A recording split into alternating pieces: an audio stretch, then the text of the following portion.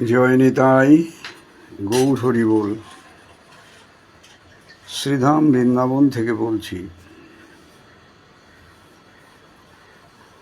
প্রতিদিনকার মতো আজকেও কিন্তু শাস্ত্র বিষয়ে আলোচনায় ব্রতী হয়েছি।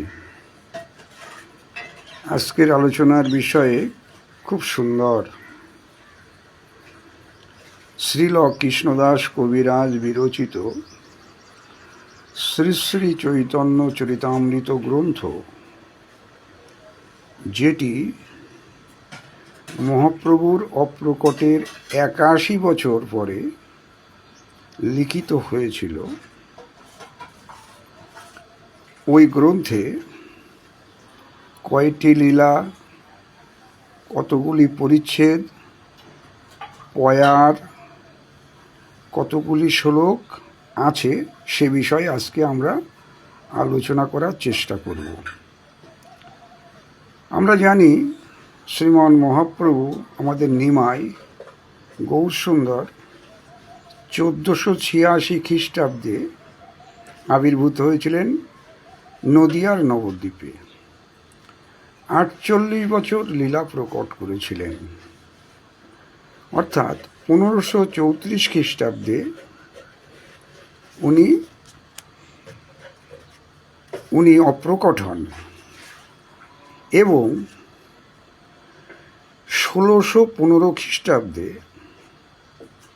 অর্থাৎ মহাপ্রভুর অপ্রকটের 81 বছর পরে 1615 খ্রিস্টাব্দে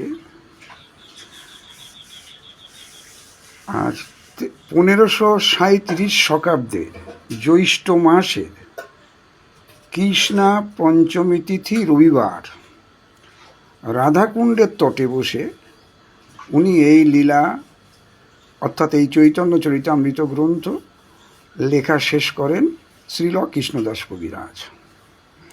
এটা আমরা পাই হরিবোল কুঠির নবদ্বীপে ভজন করতেন হরিদাস দাস বাবাজি, তার গৌড়ীয় বৈষ্ণব অভিধান, পৃষ্ঠা 1553।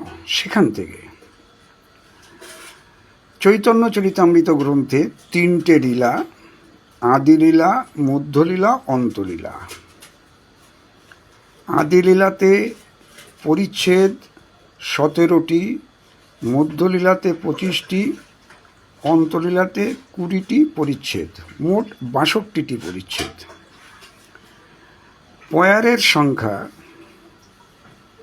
আদিলীলাতে 2089, মধ্যলীলাতে 5378 এবং অন্তলীলাতে 3036, মোট 10,503টি পয়ার চৈতন্য চরিতামৃতে। কৃষ্ণদাস কবিরাজ নিজে শ্লোক এর মধ্যে দিয়েছেন 97টি এবং 76টি গ্রন্থের উদ্ধৃত শ্লোকের সংখ্যা 915টি। অর্থাৎ পয়ার এবং শ্লোক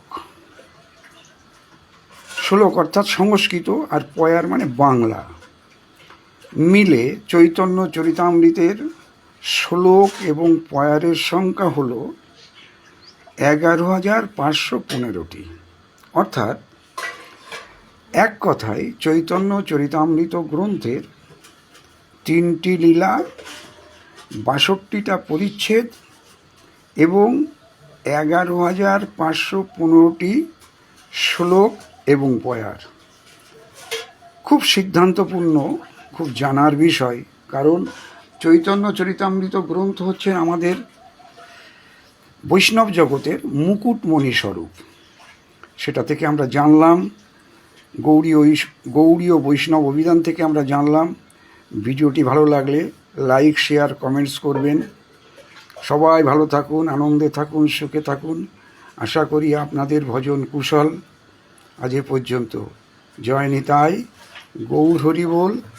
জয় শ্রী রাধে শ্যাম।